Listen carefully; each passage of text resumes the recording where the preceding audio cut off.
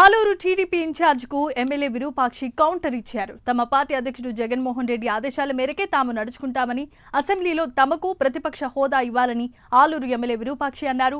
వైసీపీకి ప్రతిపక్ష హోదా ఇచ్చే అవకాశం ఉన్నా ఇవ్వటం లేదంటూ ఎమ్మెల్యే విరూపాక్షి దుయ్యబట్టారు. నియోజకవర్గంలో ఎన్నడూ తిరగని, అవగాహనే లేని నాయకులు తనపై విమర్శలు చేయటం విడ్డూరంగా ఉందంటూ ఎమ్మెల్యే విరూపాక్షి ఆశ్చర్యం వ్యక్తం చేశారు.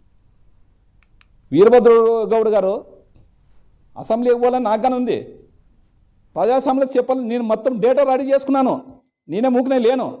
డేటా రెడీ చేసుకొని మొత్తం తీసుకొని పోయినా విజయవాడకి.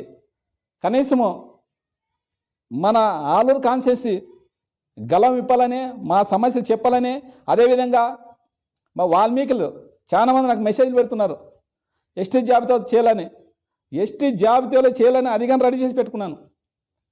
పోయినసారి ఆయన 2017లోనే ఎప్పుడో ఆయన మనం తీర్మానం ఇచ్చి ఆయన పంపించినాడు చంద్రబాబు నాయుడు గారు.